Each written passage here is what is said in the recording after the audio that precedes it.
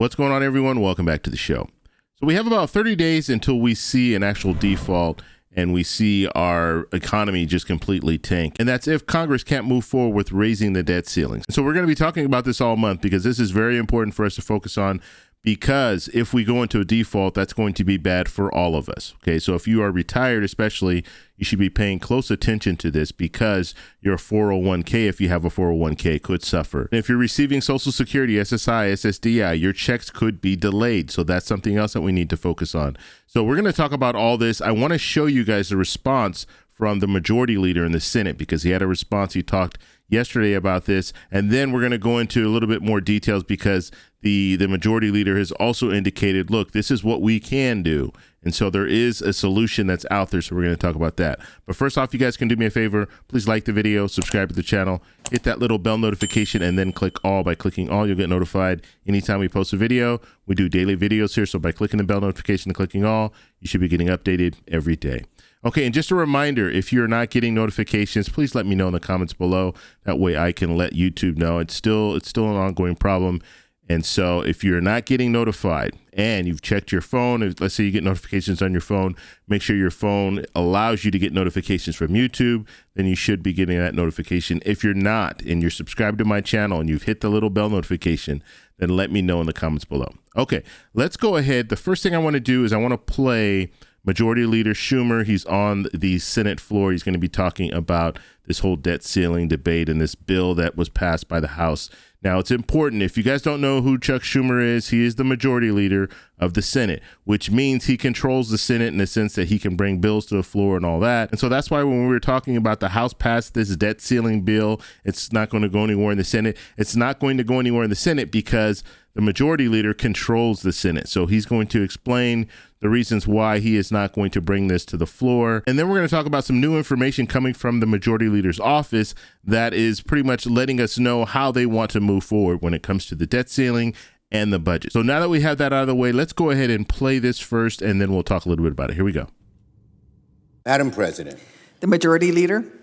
Now, Madam President, for months, Democrats have been clear. The full faith and credit of the United States cannot be held hostage. For months, we asked Speaker McCarthy and Republicans to present a plan, a real plan, to avoid default with no brinksmanship, no hostage-taking. But instead of presenting a viable plan, last week, Speaker McCarthy and House Republicans passed the Default on America Act, a hard-right ransom note to the American people.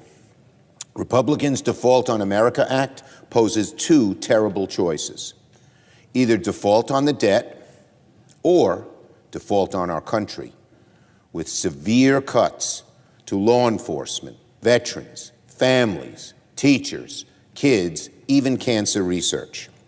Let me be clear. The Republican Default on America Act has no future in the Senate, and it does nothing to resolve the looming default crisis.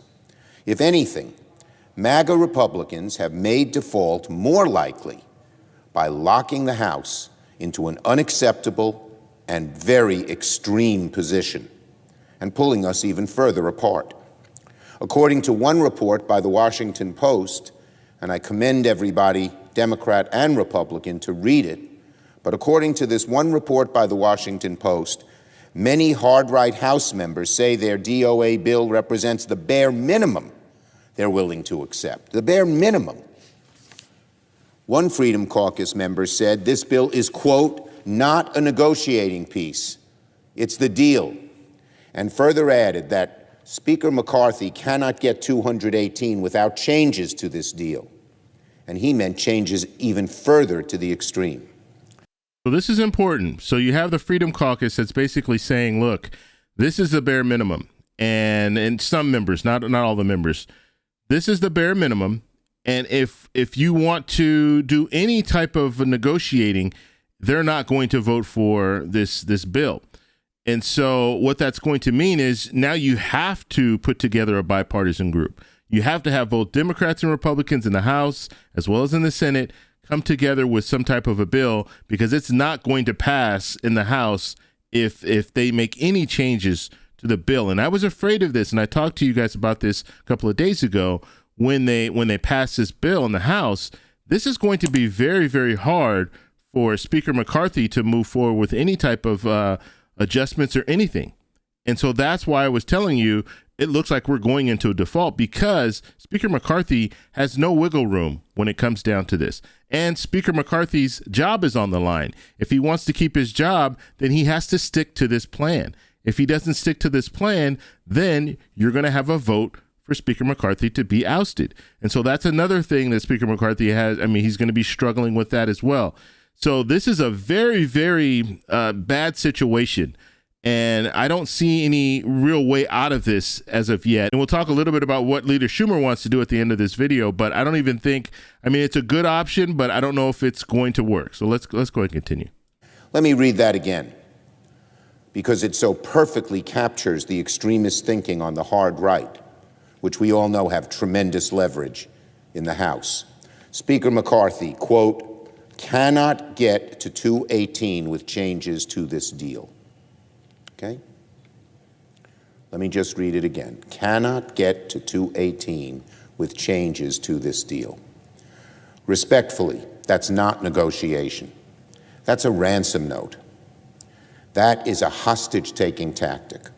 It's another sign that Speaker McCarthy has surrendered to the extremists in his conference, who are ready to let the U.S. default unless they get everything they want.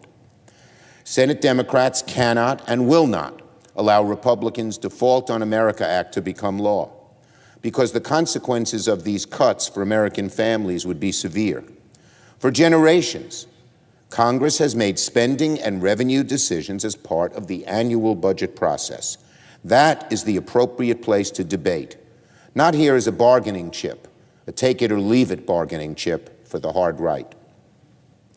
So beginning this week, our Senate committees will do what House Republicans would not do: hold hearings to expose the damage that the cuts contained in the Default on America Act would cause to everyday American families. Now, the Senate is doing this. They're going to be holding these hearings, and this is basically just to discredit this bill that passed the House. So they're going to look into it, and if it has cuts to law enforcement, if it has cuts to veterans, people on Social Security, all that, they're going to put that out there just so the House will now have to say, okay, well, we're going to have to actually do something. If we can, we're going to have to make some adjustments. And like I said, it's going to be very, very hard for them to make any adjustments, but it makes this bill that was passed look like, you know what, this is not a good option. And so that's what they're going to try to do in the Senate. That's one of their strategies. We'll show the American people how the Default Act would rip away SNAP benefits for over 1 million recipients and eliminate Pell Grants for tens of thousands of student loan borrowers. We'll show the American people how the Default on America Act would raise taxes by over $500 billion over the next decade, crippling job creation, stifling economic growth, and squandering our future prosperity to the benefit of the Chinese Communist Party. And we'll show the American people how the Default on America Act would cut critical funding to nearly all sectors of American life, leading to fewer jobs, higher costs, and leaving policemen, first responders, Border Patrol, and our brave veterans all hanging out to dry. We cannot move forward so long as hard-right MAGA Republicans, which we all know have tremendous, enormous leverage in the House, insist on their bill, a bill that is unacceptable to the Senate and the vast majority of the American people. Sadly, if the hard right continues running the show in the House, the dangers of a first-ever default will keep growing day by day.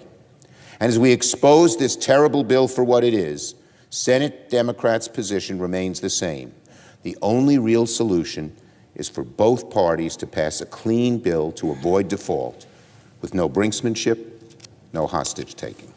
Okay, so that was Leader Schumer, and you heard there he wants the clean debt ceiling, so he is not going to take up this House bill. Now, I want to show you this article here because he's also talking about expediting this whole process. So Schumer set to expedite process to consider clean debt ceiling suspension.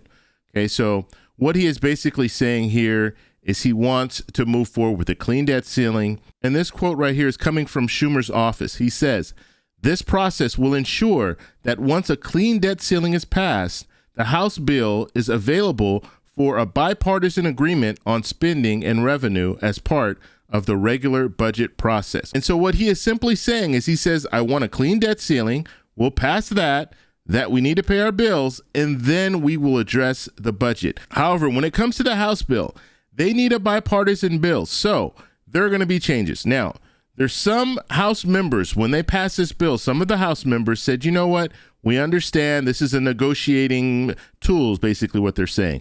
We'll put this bill together and then we'll leave room for negotiations. However, the far right or the Freedom Caucus that you hear them talking about, saying that you won't get to 218 without the Freedom Caucus, they're now saying, look, if you make any changes, we're a no. And some of them were a no before they became a yes, and that's only because they had some of their demands heard in this last bill that they just passed. So this is going to be a very, very tough fight, and it's all going to happen this month. It has to happen this month because Treasury Secretary Yellen just yesterday said that June 1st is the deadline date. If we can't do anything, if we can't raise the debt ceiling by June 1st, we are going to collapse our economy. And so we're going to have to see what happens in the future. I want to know what you guys think about all this because there's a lot going on. And when it comes to our economy, we should not be messing around with our economy right now. We should be raising that debt ceiling. And like I've said all along, when it comes to the debt ceiling, guess what? Congress holds the purse. They control the money anyway. And so really what's going on is they're creating a crisis that doesn't even need to be created because Congress controls it anyway. You're not going to get money to go to anywhere without Congress approving it. So it's when it comes to when we're talking about this whole deadline and all this stuff, when it comes to the debt ceiling, the only reason they're using the debt ceiling is because they know Congress people, they don't do anything. They sit around and they wait for deadlines. And so they have to tie these things to deadlines because if they don't tie it to a deadline, politicians are just going to keep kicking the can down the road. We know how things work. However, when we're talking about defaulting and collapsing our economy, I think that's one of those things where you just need to move it forward, raise that debt ceiling, and then you can address the budget, but you control the money because all the bills that are getting passed, they're getting passed through Congress. And so if Speaker McCarthy wants to say, you know what, I'm going to vote no on this bill because I want to balance our budget. That's fine. He can do that. He has control. He can determine that. So I want to know what you guys think about this. Do you think a clean debt ceiling is the way to go, or you think they should tie these two bills together and pass both the budget and the debt ceiling? Let me know in the comments below. If you like this video, please give me a thumbs up. Please subscribe for more, and I'll talk to you tomorrow. Bye.